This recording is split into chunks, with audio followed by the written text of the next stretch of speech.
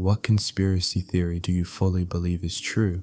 Story 1. American public education is purposely declining to promote consumerism and make a more subservient population. For example, public schools used to teach home economics, wood shop, or auto shop. By cutting the budget for these programs, you're going to end up with adults who don't know how to cook, so they spend all their money at restaurants. So they spend all their money on clothes. Have an understanding of how tools work and make small repairs, so they spend all their money on handymen or repairmen. Or take care of their cars, so they spend all their money at car dealerships or auto shops, also getting ripped off because they're completely dependent on what the mechanic says instead of having their own pool of knowledge to draw from. Then you get to homework. We are teaching children and young adults it's okay to work all day at school, then do additional work at home.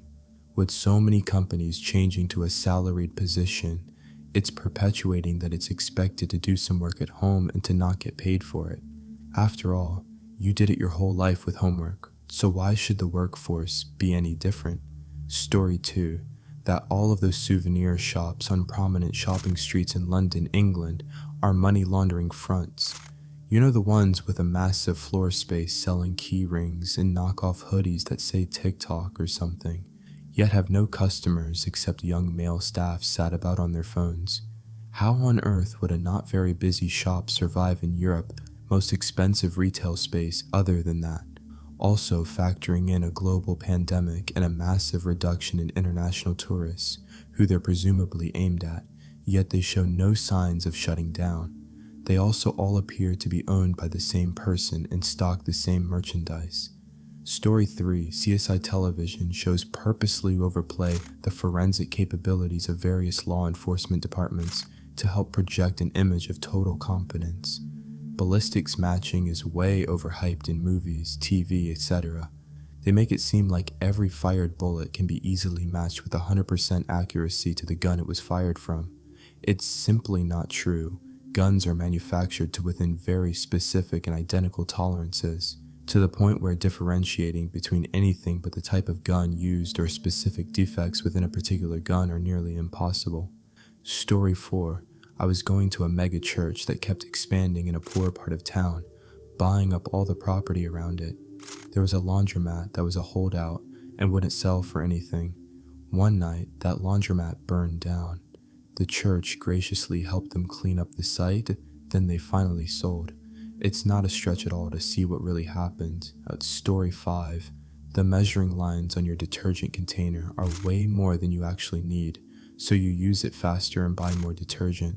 If your towels smell musty after you wash and dry them, it is because of all the excess soap that didn't rinse out. We had our washer machine fixed a few years back, and the repairman told us pretty much this as a tip. Part of our machine's issue was a lot of excess stuff, hair or soap, that would get caught and clog up the drain areas, especially behind the rubber seals.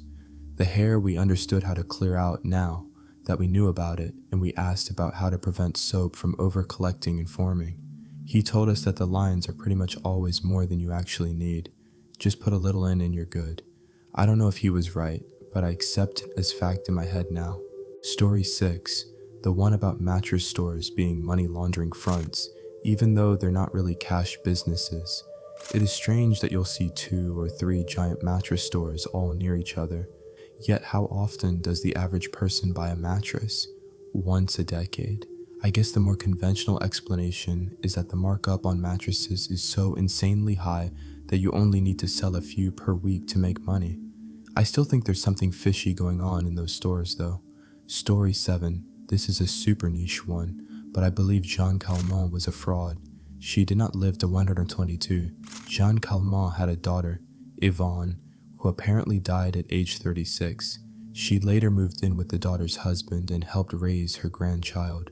Or did she? Maybe the mother is the one who died and the daughter took up her name. When she became more well known in her later years, most people who saw her claimed she looked decades younger than her age. There are 10 people who have lived more than 117 years, and 9 of them never made it to 120. Yet here is this one crazy outlier that outlived all the rest by 2 years.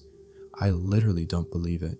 When these theories have been raised, a simple way to prove them wrong has been suggested. A quick dig, a small DNA sample, and compare the DNA against the known relatives from Yvonne's father's side of the family. If it's Jeanne, then there will be far less of a match. They were distant cousins. If it's Yvonne, there will be a strong match. The family refuses to check. Story 8. I'm so ready for this. I work with an extreme conspiracy nut. Me and my crew leader at the time were joking about how crazy our coworker was. I then asked him, "Hey man, are there any conspiracy theories you believe?"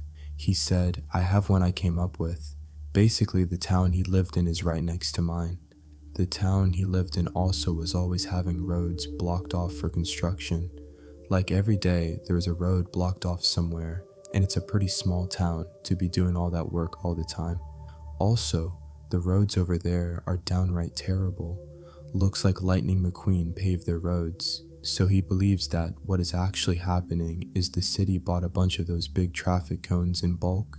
He also believes they don't have anywhere to store all the traffic cones. So to deal with the situation, they would block off roads and pretend to fix them so they don't have to worry about it. It's probably my favorite one. That one in the art industry is just a sham tied to tax breaks. Theories are definitely the best to me. Story 9, that there are still boys. Bodies buried under an apartment building lawn by John Wayne Gacy at Miami X Elston in Chicago. A couple of months ago, someone uploaded a new mini docu-series on YouTube about assassin John Wayne Gacy called Devil in Disguise, which was promptly removed from YouTube, but I still found the full series, perhaps not through the NBC Peacock app. Anyways, holy crap, it's driving me bananas. There are reports of Gacy doing yard work at night, of digging ditches around the building, of filling the ditches overnight instead of during the day.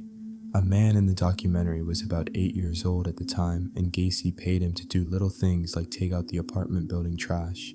He lived across the street from the building, and his bedroom window happened to face the lawn where a lot of ditch digging had been happening. He was the one that said they had been filled overnight. He described exactly what shape the ditches were. As an adult, he drew a map for the police who were being pressured into searching the property about where he remembered the ditches being. He said, "There are 2 places you don't need to dig. One of them is where this bush is, because the bush was there before I moved there, and the roots are dense, so he couldn't have dug it up and put someone there and put the bush back there." Anyways, in 2013, the police finally searched the grounds using ground-penetrating radar, which can give a fairly accurate hit without digging. In the documentary, it is shown that the police barely checked the grounds, and they checked the 2 places the now adult man said no bodies could be there. Story 10. We have all met or bumped into at least one spy in our lifetime, whether it be the CIA, foreign intelligence, a private company, etc. The job requires them to perfectly blend in with their environment. If they're halfway decent, you would never know who they really are. There is no way to definitively disprove the claim that someone you've known isn't who they appear to be. I don't mean that in a paranoid kind of way though. Lord knows the Red Scare did a lot of damage. It's just an idea that I find super interesting.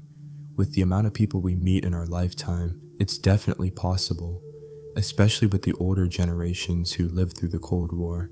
Story 11. The US military secretly buys massive amounts of glitter as a countermeasure against enemy radar systems. One of the top posts of all time in r/unresolved mysteries discusses an article where an executive at a glitter manufacturer is interviewed. When asked about the company's largest customer, the interviewee goes to great lengths to avoid so much as discussing the industry that customer is a part of, not to mention naming an actual company. But along the way, she gives a few interesting clues. The comment I linked to above suggests that the military may be behind this. A glitter-like material known as chaff is well known for being dropped out of planes in large clouds, where the reflective particles disrupt radar systems. I am absolutely convinced that chaff is nothing more than glitter. The Wikipedia article on chaff mentions that most military aircraft and warships are equipped with chaff dispensing systems, so keeping the majority of the US military's planes and ships equipped with chaff would require quite a lot of whatever material it actually is, and the US military is pretty much the only entity I can think of that would justify the level of stonewalling demonstrated in that interview. Story 12, 100% convinced the Mafia was behind JFK's assassination. They had significant ties to Cuba, and after JFK's failed overthrow of Castro, the island remained shut down. The Mafia had heavily invested in casinos there, among other things, to create a new Las Vegas. With the island shut down, it greatly affected the Mafia's bottom line. Also, the story of Jack Ruby being involved is what really freaks me out. He was a loyal Mafia member who had cancer, so in a sense, nothing to lose. In tying up the loose end of Oswald, he says he was upset at JFK's assassination, but recently released documents uncovered he made comments about watching the fireworks on the day JFK was shot. He was also in close proximity to where the event happened. Story 13. US politicians intentionally keep us fighting amongst ourselves about our political parties to distract us from the real issues and keep themselves in power. I don't think the whole two-party system is a hoax, but I think the politicians don't actually give a crap. They just want power and money, and they will fake any viewpoint to get paid. I used to work in politics. This is 100% true. Outside of a few true believers on both sides, most politicians have a few things they care about, and just say whatever gets votes for the rest. They definitely convince themselves they care because it's easier to be convincing when you're not lying, but that stops real quick when it's not convenient. Story 14. I didn't believe in conspiracies until I started studying food. There is a constant and consistent effort by the major powers that be, and they are not necessarily aligned or unified in some mass evil plot to keep people in a state of dependence. Corporate ag in there. Associated lobby groups profit most by stifling competition and creating customers. That is to say, stop most people from growing their own food, and if they do, make sure they are buying that seed stock from you. Since it's cheaper and easier to mass produce fewer, more durable products, you get monocultures. Like the busted medical system, when symptoms start to crop up from the lack of diversity, gradual loss of heirloom and heritage varieties, the sad state of nutrient density, or the negative health impacts of modified monoculture diets, soil depletion, etc., etc. They've basically got a new solution for that problem: more products.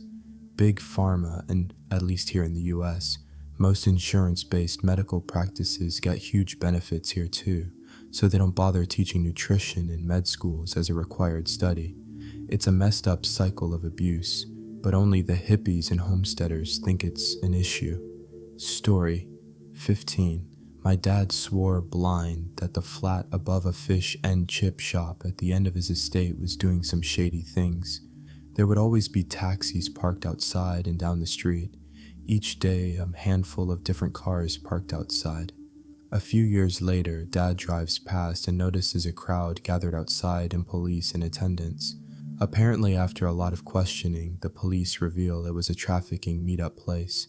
My dad took that as a win for him and now pursues all of his other conspiracies with full conviction. Story 16. 1. The Uncanny Valley. People are afraid of human-like things that aren't human, which suggests that at some point in our history, we had a reason to be afraid of something that looked human but wasn't. 2. The dark forest theory. In a forest at night, it's filled with sounds of nightlife, insects, birds, and other creatures, but when there's a predator, it's silent because everything is hiding. What if the reason we haven't been contacted by anything in space is because everything is hiding from something big, something dangerous? And my favorite 3, the dark forest and the uncanny valley. Combined, we have already been visited by whatever scares the rest of the universe, and it's the reason why we are afraid of things that look human, but are in Story 17. The F-35 and NASA's SLS are so over budget because the overrun is funding something else. The truth is far worse. Thanks to government corruption, contracting officers are forced to accept wildly underbid proposals, and then the vendor shoves all the cost overruns down the government's throat. Then contracting officers aren't allowed to blacklist the vendor because some congressperson will lose his mind and start congressional inquiries. Remember the aerial refueling tanker contract? Boeing won the bid, and then an executive from Boeing and an elected official from Washington State both went to prison. Then they rebid the contract, and Lockheed Martin won because their design exceeded the requirements and had a larger load capacity and a working model that they were already selling to Australia. Then a congressperson from Washington lost his mind because some of the parts were sourced from a foreign company. Airbus and Boeing protested because the larger capacity wasn't one of the design criteria. So guess what? The congressperson forced a rebid. Lockheed didn't even bother putting in a bid because they saw where this was going. Turns out that the Boeing design sourced more foreign components than the Lockheed design. 13 years after that contract was awarded, the plane is massively over budget and not a single one of the planes is fully certified. Story 18. That the US government abandoned some 100 POWs in Vietnam and covered it up, coming from an autobiography of a special ops soldier who claimed he was a part of the planned rescue mission. Supposedly, Nixon was negotiating their release and the end of the war at the same time. The Vietnamese wanted to hold on to them so the Americans wouldn't just attack them after the ceasefire. Nixon wanted the war to end ASAP, so he agreed and planned to negotiate for them later. Then Watergate happened and everyone got sacked. The replacements never knew about this deal, and Vietnam never brought it up. Years later, the military uncovered it. They started training a team. A few days before the rescue, a retired CIA agent announced it to the world and said he'd personally go in and recover them. The mission was scrapped. This happened a second time a year later, in which the retired agent did actually go in and got a lot of his own private soldiers ended. The CIA then reported mass executions after that event. Eventually, some of the soldiers launched a lawsuit at the Gov. They lost. Story 19. The New York Giants were absolutely stealing signals or intercepting radio when they beat the Vikings 4-0 in the 2000 NFC Championship. There's no way in hell that a team with Culpepper, Moss, Robert Smith gets completely and utterly shut down at every turn. Almost every play in that game looked like a Tecmo Super Bowl play, where you pick the other team's play correctly and blitz so hard they can't even get a pass off. No one will ever convince me that there wasn't some kind of malfeasance in that game. Story 20. That our phone microphones are constantly on and constantly recording. Then that information is used to put ads on our social media or other websites based on conversations we have with other people. Example, my kids and I went to a friend's house. They played with our friend's kids and showed me these popper fidget toy things. I have never seen them before in my life. I had a brief conversation with the kids' mom about them, and then today, 2 days later, I have ads for them all over my Facebook and they are suggested to me on Amazon. I never looked them up, never seen or used one, but there they are. This has happened several times with things I've spoken to my husband about and suddenly saw ads, videos, posts, and buying suggestions related to it. Story 21. The dead internet theory. Basically, an insanely large amount of people you interact with online are bots either pushing a desired narrative and controlling the public opinion on volatile political topics, or simply marketing products and entertainment media. Reddit is especially bad. The upvote downvote system combined with persistent AI bombarding makes it easy to push one opinion and hide dissenters away from sight, and that builds an entire self-reinforcing fake reality once the actual human posters start to fall in line and upvote the approved narrative for their sweet dopamine hits. Anything related to politics or movies and TV or other viral topics is the furthest thing from genuine or real on this site. I've personally witnessed this on several different sites, and it's always freaky to see when the bots go haywire. The last time I remember was when that one Reddit thread about Coca-Cola or something that was filled with bots all repeating the exact same script. It got so bad that the majority of the posts in that thread were purged and the thread was eventually deleted. Story 22. The JFK Jr. plane crash was no accident. He was by all accounts a good pilot and was very near the completion of his instrument rating. No way he would have been confused by slightly low but still widely reported as decent visibility that night. He always filed flight plans, but didn't it that night. He almost always flew with an instructor, and didn't it that night. Incredibly slow rescue effort, inconsistencies with Coast Guard reports. Political figures die in aviation accidents way more frequently even after adjusting for the large amount of time they spend in the air. Whenever a politician dies in a plane crash, eyebrows should be raised.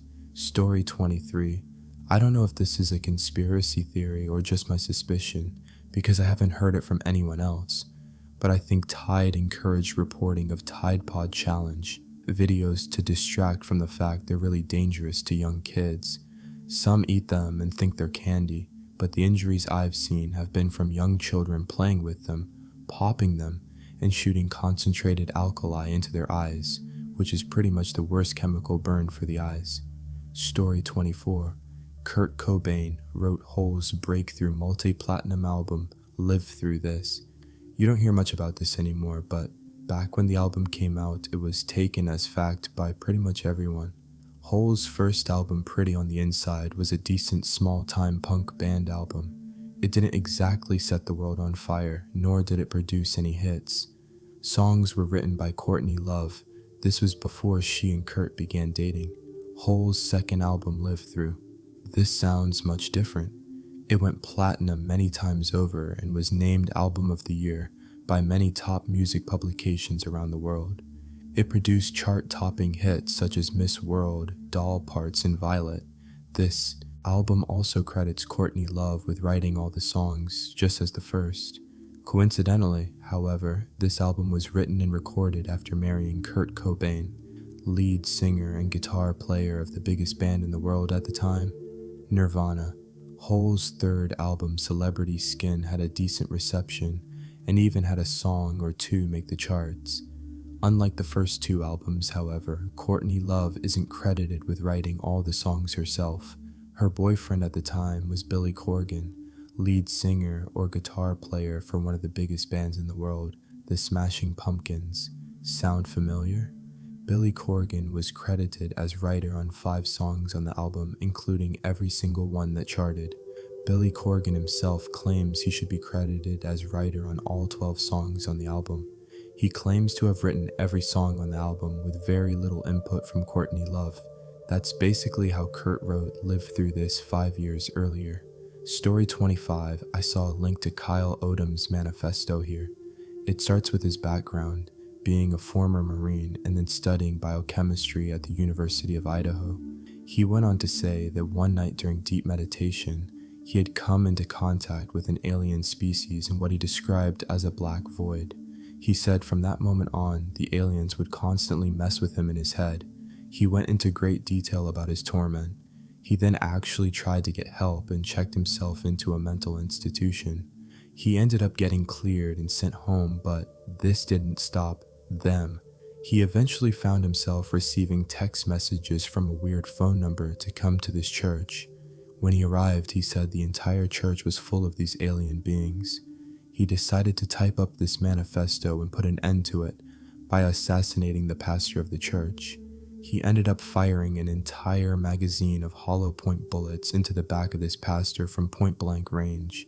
He then boarded a plane to the White House and was arrested throwing his manifesto over the White House fence because he believed Barack Obama and many other world leaders were going through the same thing as him. Where it gets even stranger is that the pastor made a miraculous full recovery and came out perfectly fine. The entire time I was reading it, I truly felt bad for this veteran clearly going through psychosis, but the ending really made me believe he wasn't crazy.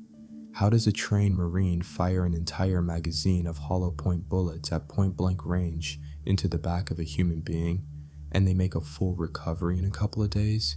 These people are literally trained to destry. Story 26. Had a biochem friend who worked in GlaxoSmithKline for years. He said it was common knowledge they weren't trying to cure diseases.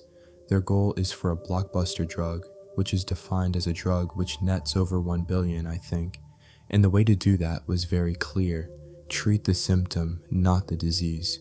Require long-term use. Be, I forget the term, but easily repatentable. This meant it had to be something they could change the chemical formula in an innocuous way and repatent it indefinitely. I'm not a chemist, OBV lol, and a bit of the terminology and science went a bit over my head, so someone here might have better insight to that. But yeah, in case this isn't obvious, I'm not saying there is a cure for cancer they have suppressed. I would say that's not likely to be true. I'm saying that they are not working toward anything like a one-shot cure. The R&D costs would be large, and they probably wouldn't recapture those costs by selling any once-off drug. Story 27, Graham Hancock's younger Dryas impact hypothesis.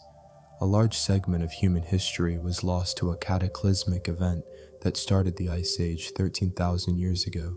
The extent of human history and evolution lost is debatable and unsure, but there has been a huge number of validating sources over the last couple years that support the notion that a series of meteor strikes hit the Earth around that time and are the cause of the extinction of Earth's megafauna and many other species. Story 28. Aliens just live in 4D or higher dimensions. If you watch a video of how a 4D ball rolls around in our 3D perception, YouTube, you might draw a comparison to the way flying saucers look flying around. There are aspects of higher dimensions that we literally cannot understand. An interaction with higher dimensional beings would be exactly like you're watching 2D cartoons, except the cartoon characters suddenly become sentient and you are capable of seeing and conversing with them. You would look like a weird morphing flat plane to the cartoon characters, and they would look like normal 2D characters because we do live in 3D. Now imagine you are the cartoon characters, or rather we are. Here is the best depiction of 4D objects moving through a 3D space would look like. That's what the observers would look like to us, but possibly fleshy or metallic, both being just as scary. Story 29. Occupy Wall Street was hijacked by the billionaires they were fighting. The power and power, billionaires, inserted issues that they knew would fracture them, to cause infighting and to destroy the movement. Occupy Wall Street might have not done a whole lot, but it scared the crap out of the 1%. They will do anything within their power to stop such a movement from ever happening again. Can you imagine if the people on the left and right set aside their differences and went after the 1%? That scares the crap out of them. Story 30. PR interns or whatever will make bait threads on 4chan regarding, at least in my experience, movies or video games. They'll complain about really stupid reasons to hate it to get the rest of 4chan to ironically defend whatever game or movie it is. It's a low-key smart tactic for a forum that mainly craps on everything. It will change the hive mind attitude towards the media and might even create a few supporters, though most times they just make fun of the OP for being slow. It's a really finicky tactic, kind of similar to the crappy F&F memes being most likely a marketing technique, but that opposite approach. Story 31, George Lucas had a hand in creating r/prequel memes. I don't think it was literally him behind the desk doing it or something like that, but I think he hired a really hip PR team or something to try and find a way people would think of the prequels more fondly. And they tried out a bunch of different things, and one of them was making memes of the prequels. I don't know, I mean, people really flipped on those movies hard from hating them to loving them in this ironic or even legitimate way. I say this after seeing the sequel meme start up and try a similar thing, but with far less success. Story 32. I think that Flight 93 was shot down over Somerset County, PA by the United States Air Force Air National Guard on September 11th, 2001. Flight 93 was the fourth plane to be hijacked that day, which allowed for some warning. The hijacking was inadvertently called into ATC at 9:31 a.m., and the plane crashed 32 minutes later. We know for a fact that Cheney authorized the plane to be shot down, and we know for a fact that F-16s were in the air. Testimony around these sorties is inconsistent. Furthermore, the debris field for the crash extends far beyond the immediate impact site, with debris found more than 8 miles from the fuselage. Lastly, for a conspiracy theory to be believable, you have to have some logical explanation as to why and how it's been kept secret. In this case, I think it's obvious why such a thing would be kept secret, as it's an emotional and potentially embarrassing subject for the military and intelligence communities. The people with access to that information would also likely agree with its being kept under wraps, particularly because the story that was told about Flight 93's passenger heroism, which has never happened before or since, is such a good one. Story 33. I scrolled through, and we need to make a thread for Reefer Madness. Multiple industries and the government conspired together to ban cannabis in all forms. Newspapers wrote articles that we laugh at today, but the people of the time believed these conspiracy theories of a plant that would turn you into an axe murderer or lure your daughter into being abused by jazz musicians. There's a lot to cover on this topic, so I will start with William Randolph Hearst, who used his newspaper business to push stories against cannabis to protect his interests in the lumber industry. Story 34. On September 30th in 1965, there was an attempted coup in Jakarta in which a few army generals were murdered and thrown down a well. The Indonesian Communist Party was blamed by the man who became president after a coup in 1967, Suharto, and it triggered widespread anti-communist and anti-Chinese sentiment. Tens of thousands to perhaps 1 million people were ended. There's never been an official public investigation. Some think the president at the time, Sukarno, might have done it. Some say it was an internal military issue that got out of hand. Some think that Suharto, who became president later for 4 decades, was part of it. I fully believe Suharto and co. were responsible. Story 35. The Poles are hiding something. I mainly believe this because I think it's a fun one to believe with no negative consequences. My main reason is that the Poles have some of the harshest environments in existence on Earth. Anyone exploring will either write them off as nothing there or end up dead. On top of this, Antarctica has a massive army of ground soldiers patrolling in constant formation. We refer to them as penguins. We don't understand their purpose other than they march. All they do is march. What are they guarding? They have scouts even checking for ships on approach in southern parts of other countries.